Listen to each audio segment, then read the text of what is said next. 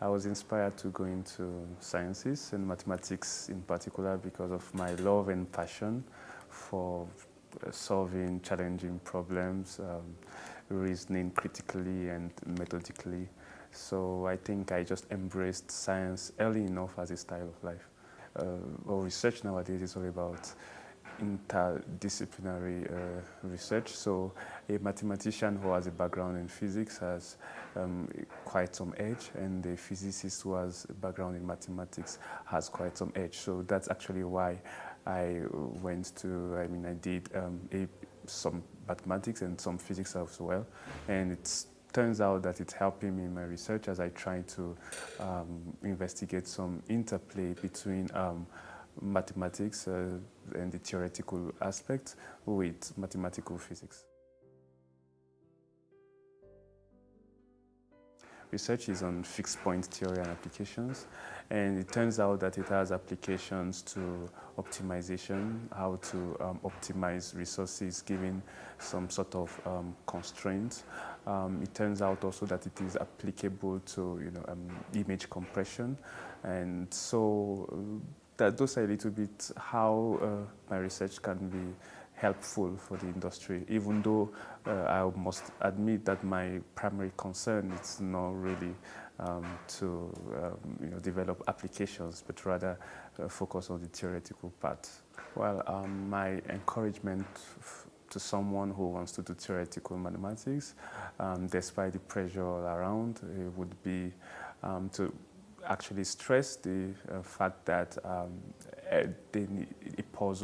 every piece of a puzzle needs to be complete for the puzzles to be solved. So as a theoretical mathematician, theoretical mathematics has its part in science.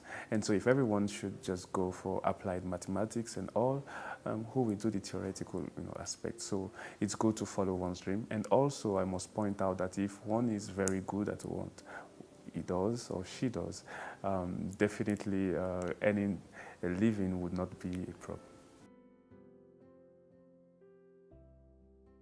But in the next 5 to 10 years, I want to have been actually a pace setter in the research in operator theory and theoretical mathematics in general. I want to actually contribute to mathematics at the world scale.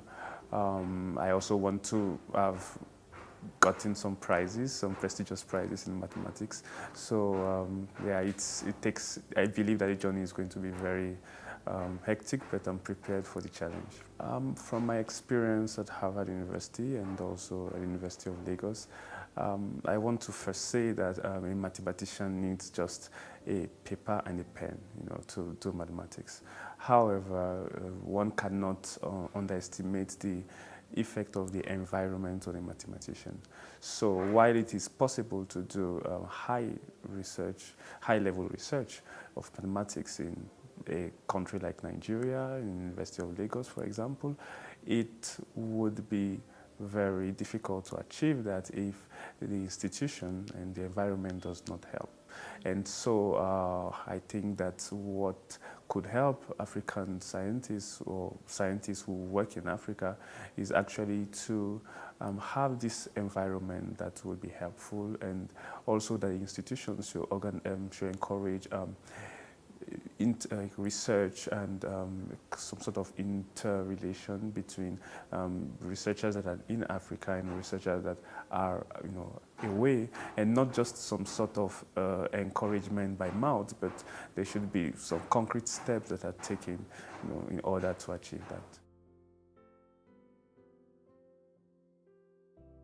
I think the way mathematics is being taught I think it's also the reason why a lot of people don't want to do mathematics, and I think there can be a change, in fact a very significant one at that. If one is able first to pose a challenge to students in schools and say, this is a problem we want to solve, how do you think we can solve it, and give them assignment and just go and solve it. I don't know how you would solve it, but to solve it, and hear, the feedback of the students.